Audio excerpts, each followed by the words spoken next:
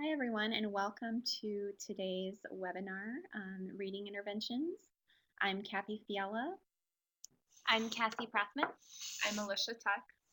And we are school psychologists with ESU 8, and we're going to present some information today on reading interventions. Today's interventions that we'll be covering are building sight word vocabulary, repeated reads, and comprehension strategies. And today's interventions, the ones that we're covering today, are most appropriate for students who are maybe either at the benchmark for reading, or who are barely at the benchmark, or who are barely above the benchmark. Or you could also consider these interventions as that they would be appropriate for adding to a student who's maybe in the red or yellow range. If they're already getting a comprehensive evaluation or a comprehensive intervention, but you need to add on a little bit of something for maybe they're having trouble with sight words. So you might consider one of these interventions just as an add-in, but none of these interventions are comprehensive interventions that would be appropriate for students who are in the some risk or at-risk range, unless they're really close to the benchmark. Okay, so first we're going to start with building sight word vocabulary. And so why is this important? Why would you want to use this type of intervention? And what we know is that rapid recognition of sight words is really a foundational skill that supports early readers. So as they're beginning to read, this is a key way to help them develop reading fluency. And a lot of sight words, these high frequency sight words, they're very common in text that we read. So about 50% of the words we read are high frequency sight words, and we know that those sight words are the ones that can really cause kids problems. Oftentimes they can't be sounded out and they just have to be recognized, and that's really hard, especially for kids who are just learning how to read or who are real fragile readers. So when a child can master high frequency sight words, that gives that child success, and then that can boost their self-confidence and also their interest in reading, and hopefully that will equal more reading. And we know that the more kids read, the better readers they become. And the strategies that I chose to share with you today are ones that would be easily implemented by really anyone in the school: support staff, paraprofessionals, teachers, of course, any adult tutors or volunteers that you have coming into your building, peer tutors, so kids tutoring kids. Maybe you have some high schoolers who come in to do some volunteering in classrooms. They could also do these strategies as well. The first one that I'm going to cover today is called word list preview and repeated reading. And so the steps for this intervention, the first thing is that the tutor would create a worksheet that lists 10 sight words that the student is going to be practicing for the day. And the tutor also sets the criterion, and the criterion that I would suggest would just be that a word is mastered if the student has read it aloud correctly within 3 seconds, 3 times in a row. So we don't want a student sitting there for a long time and we're just waiting, because then it's not automatic. They're not reading it fluently. So within 3 seconds and also 3 times in a row. And then the tutor is, to start the intervention, the tutor is going to read the entire word list out loud while the student follows along silently. Next, then the student reads the list of words aloud 3 times in a row. And any time as they're reading, if the student makes a mistake, you're going to use an error correction procedure. And the procedure that you're going to use is the tutor will say, "This word is," and then they state the word, and then you ask the student to say the word. So for example, if the word that they misread was "and," you would say, the tutor would say, "This word is and, say and then the student repeats the word. The tutor then marks the word on the list, indicating that the student made an error on that word. And then after responding correctly, the student continues until the word list has been read 3 times. Then the tutor records any words that were mastered. So again, any words that the student read correctly 3 times in a row with no hesitations or mistakes. Those words you would consider to be mastered, or words that the student knows fluently. Then this tutor can create the word list for the next tutoring session. And the word list includes words from the list that were not yet mastered. So any that the adult tutor or the peer tutor marked that the student made an error on, you would want to include those words in the next tutoring session. Even though you practiced them during the session, you would include them in the next session as well. And one question that you might have would be, how often would you do this type of intervention? And in all of the sight word interventions, the two that I'm going to cover, would be appropriate to use really, I think, any amount of time that you could fit them in for a student. Of course, the more times throughout the week that you're able to get those in, the better. But if you have someone who's available 2 days a week, then I think you could definitely do these interventions 2 days a week. But if you had somebody available 4 or 5 days a week, of course, you're going to get stronger results. The other intervention that I'm going to go over today is error word drill. And so the steps for this one, the first step is that when the student misreads a word during a reading session, the adult or the tutor writes the error word and date in a separate error word log. So as you're listening to a student read, you're going to keep an error word log for the student. In some schools also, I know teachers keep a goodbye list for words that are misread, so you could use that goodbye list also. And then you're going to use those words from the error word log or from when you were listening to the student read any errors that you noted. Then you're going to select 20 error words from the list, either from the current reading session or from the error word log, and you write those on index cards. You could also use you could also get these error words from if a student was doing repeated reading, which Alisha is going to talk about later. You could use that. You could write down the words that they miss and use those for the error word drill also. Then next, the tutor presents the word cards to the student. So all of those 20 cards, the tutor shows them one by one to the student. And if the student pronounces the word correctly, you set the word card aside from the deck. And if a word you consider it correct if they read it again within 3 seconds, or they self-correct their error within 3 seconds. Sometimes it works good to make a little game out of it where the student gets the word card, so you could set it aside by giving it to the student also as one that they kind of won by reading it correctly. Any word that they read incorrectly, again, you follow an error correction procedure. So the tutor pronounces the word for the student repeats the word, and then the tutor says what word, and you direct the student to repeat the word again. After that, then the tutor places the card with the missed word at the bottom of the deck, so the student is going to see that word again. And the error words in the deck are presented until they have all been read correctly. The tutor gathers all 20 word cards together, shuffles, and presents them again to the student. So after all the word cards have been presented and they've all been removed from the deck, or the student has read them all correctly, you get all the cards together and you shuffle them and present them again to the student.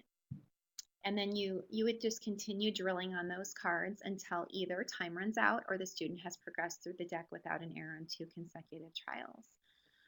So sometimes you can use a little behavior component to try to get the student to read them correctly 2 times in a row, and then maybe the student could earn a little bit of free time or something like that if you had more time. Or maybe then you have time to go on to the next student. So that's how the error word drill would work.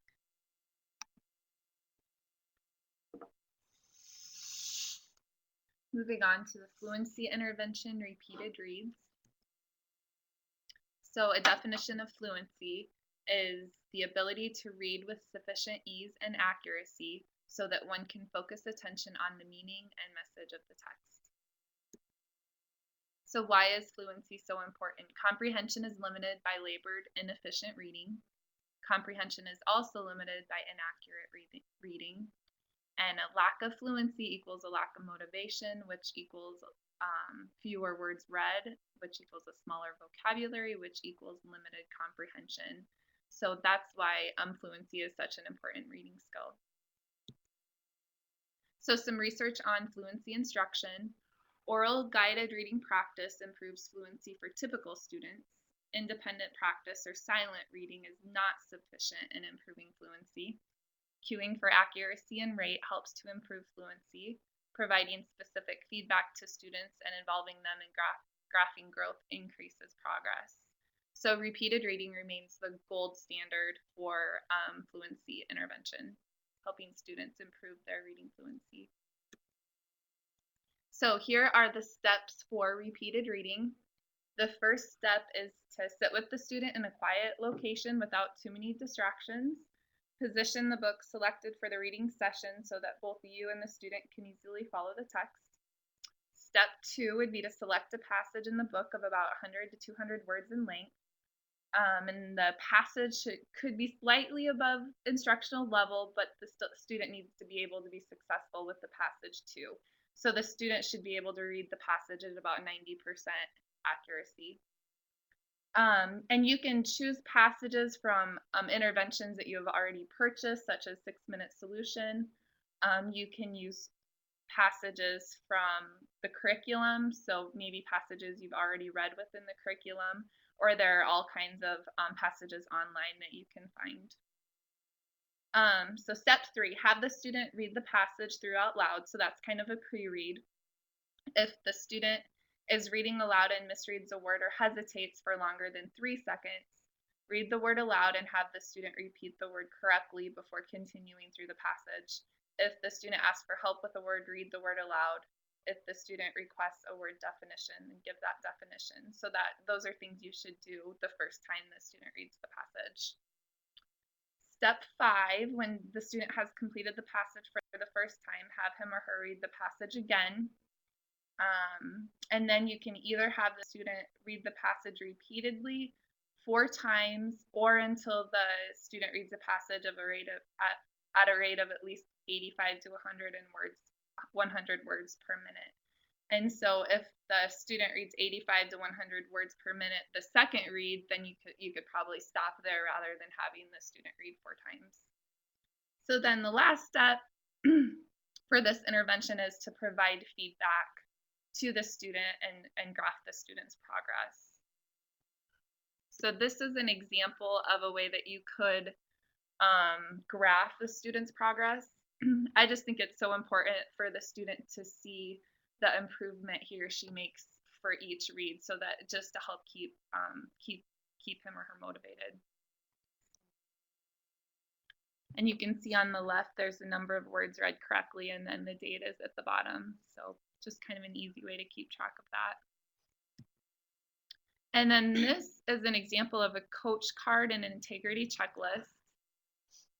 And these are important just so the interventionist knows exactly which steps need to take place in order to complete the intervention. And then also it's important, it's a good way to keep integrity data so that we know that the intervention is being implemented the way that it's intended, and that it's being implemented for as many times a week as the team had decided was necessary. So it's good data to keep.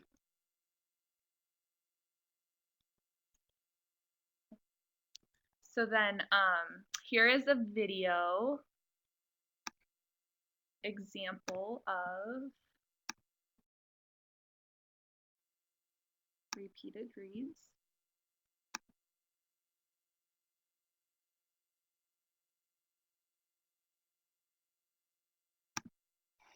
Mason, this story is called A Boy Named Tom. I want you to start right here. You're going to read it to me just for 1 minute, though. If you get stuck on a word, don't worry, because I'm going to help you, okay? All right, start right there. Whenever you're ready, you can start. A boy named Tom was at the bus stop.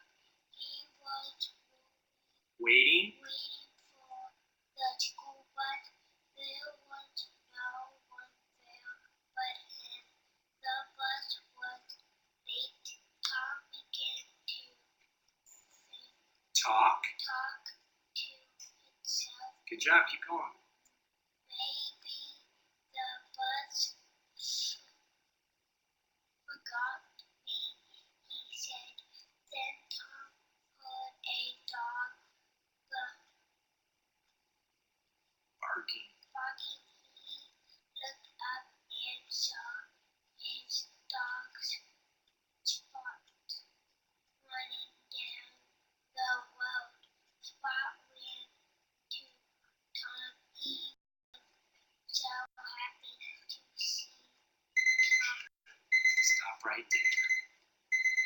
Mason, great job. Now look here, you stopped. We need to turn that ringer off. At Tom. So you read 64, 65, 66, 67, 68, 69, but we missed 1, 2, 3 words. So you read 66 words that first time. Let's put a bracket in color right here so you know where you want to be next time, okay? And we read 66 words. Can you find the number 66 on here for me? Do you see it? It's right around here. All right, and this is your first try. So you're going to color this box right here. And then all the way down. Can you do that for me? All right. Mason's a good reader. Now we have to do our second try. And we're going to try to beat 66 words. Think you can do it? I bet you can. Let's look at the words that were hard last time. Right here, that word is waiting, talk, and the dog, Tom heard a dog, what? What do dogs do? Barking, okay? Ready for your next try? Start right there. We're trying to get past that mark now. A boy named Tom was at the bus stop. He was waiting for the school bus. There was no one there but him. The bus was late. Tom began to talk to himself. Maybe the bus forgot me, he said. Then Tom heard a dog barking. He looked up and saw his dog Spot running down the road. Spot ran to Tom. He was so happy to see Tom that he jumped into Tom's arms. Just then Tom heard the bus coming. Dude, did you beat it? Yes, you did. We stopped right here right after he heard the bus coming. So you read 75, 76, 77, 78, 79, 80, 81, 82. You know what the best part is? You only missed one word. So you get 81, and you're off the chart. So we're going to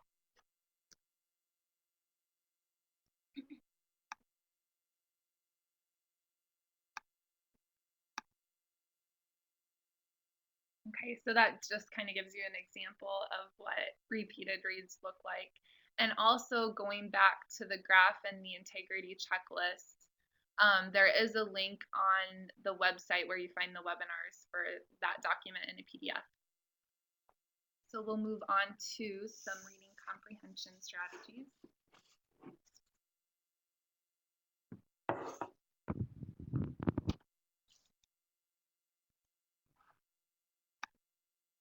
All right, so the last thing we're going to talk about today is some comprehension strategies. So comprehension is making meaning from the text. It's understanding the text, engaging with it, making connections with existing knowledge. So just to, as Cathy was talking about before, building that vocab knowledge up so that they can be more successful with the comprehension, critically evaluating the text and reflecting upon responses.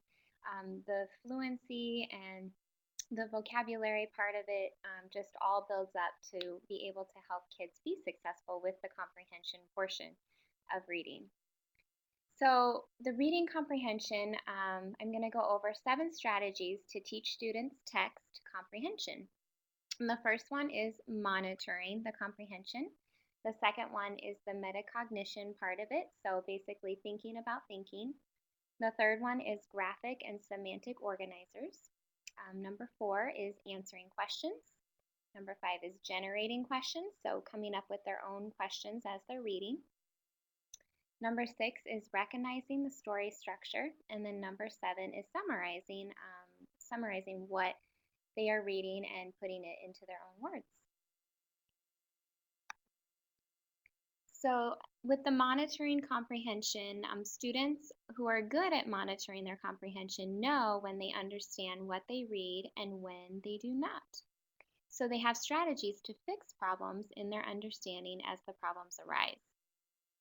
We need to be aware of what they do understand, identify what they do not understand, and use appropriate strategies to resolve problems in comprehension.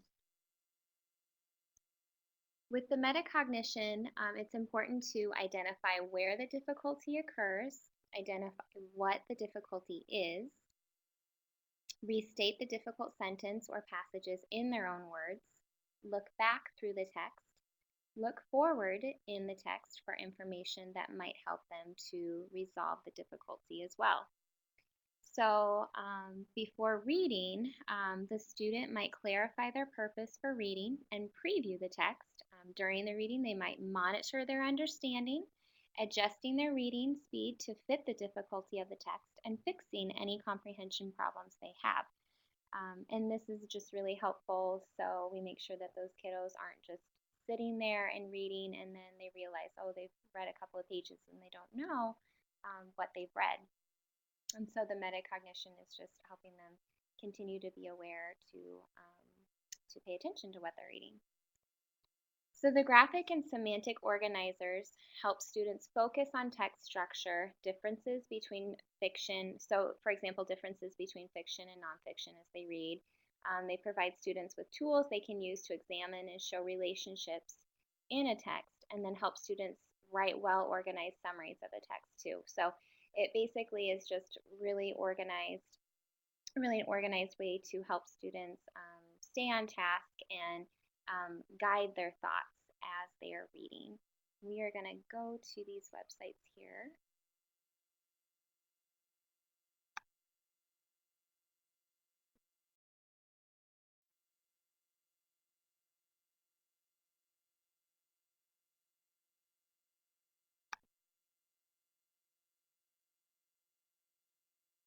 And so this one right here, as you can see, just a lot of different worksheets that you can take off of here. There's a Venn diagram, flow charts, character traits that you can go off of. So pretty much anything that you would want would be on here as well. And then there was another website too with lots of different graphic organizers that I'm not going to take you to, but the link is on there.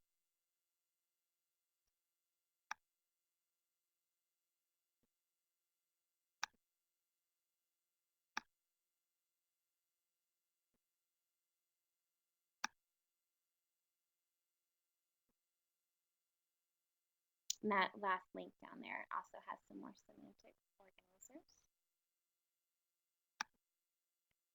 So with answering questions, give the students a purpose for reading. They focus students' attention on what they are to learn, help students to think actively as they read, encourage students to monitor their comprehension, and also help students to review content and relate what they have learned to what they already know. So there's 4 different types of questions that we can help the students ask. The first one would be the right there question, so questions that are found right in the text. The second one would be think and search, so questions that are based on the recall of facts that can be found directly in the text as well. The third one would be author and you, so questions require students to use what they already know, so again, having a good vocabulary knowledge with what they have learned from reading the text. And students must understand the text and relate it to their prior knowledge before answering the question. And the fourth one would be on your own type of questions. So questions are answered based on students' prior knowledge and experiences. So reading the text may not be helpful to them when answering this type of question. So having that background knowledge. So with generating questions, students become aware of whether they can answer the questions and if they understand what they are reading. Students learn to ask themselves questions that require them to combine information from different segments of the text. With recognizing story structure, in story instruction, students learn to identify the categories of content. So like the characters and the setting and the events and the problem or the resolution, and those semantic organizers can go along with this and help you with the recognizing the story structure.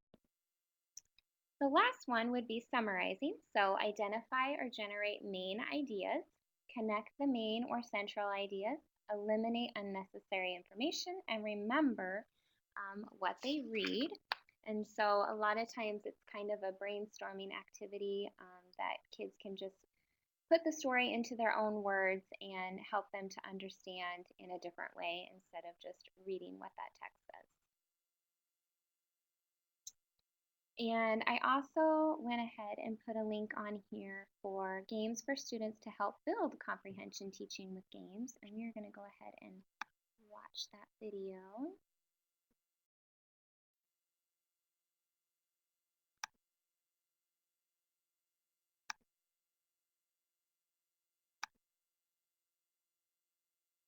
Hi, my name is Christina Gutierrez Brewster. I'm an English teacher, and today I'll be discussing with you certain games that you can play to build reading comprehension. When you are building any student's reading comprehension, you want to make sure that it appeals to them in a visual and active and physical format as well. So one of the first ones that I like to play in my classroom is the connection chain. This gets them hands-on with connecting text-to-text, any kind of text-to-text item.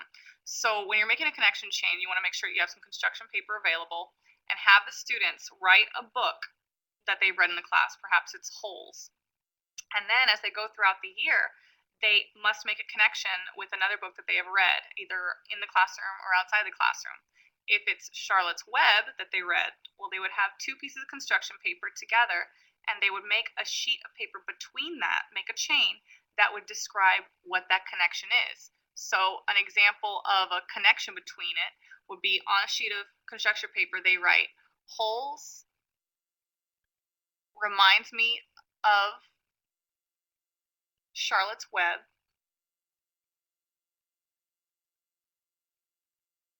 because both heroes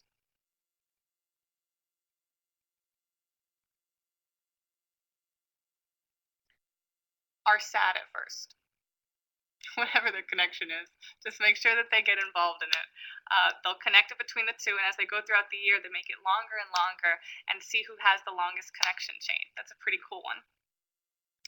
The second game you can play is the What Book Am I game.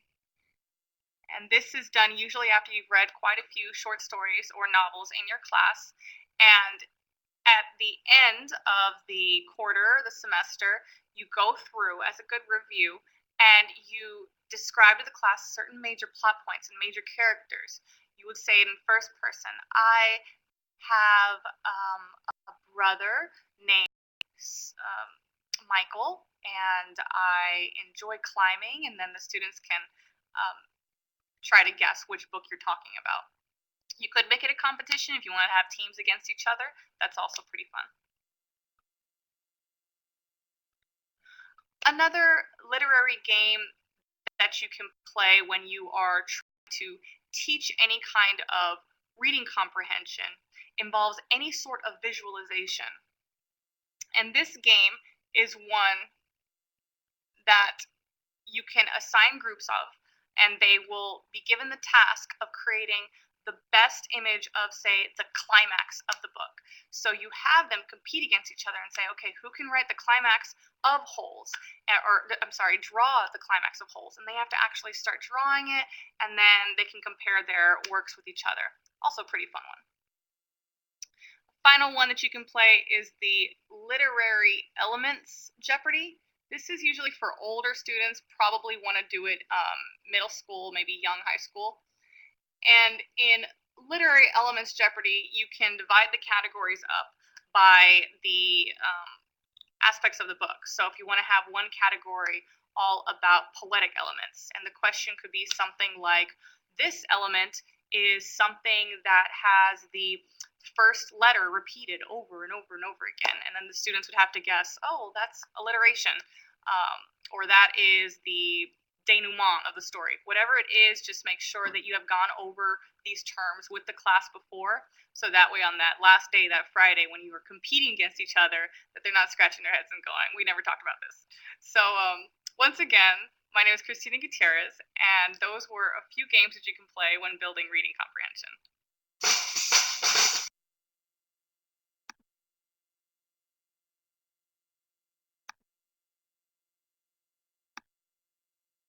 Right, so I just thought those were some fun games that could be played, and hopefully will give you some more ideas to try. That is all we have prepared for you today. Remember, if you have any questions concerning these interventions, or if these interventions would be appropriate with students, please contact your school psychologist and come up with a plan. Otherwise, just remember to keep calm and love reading. Thank you.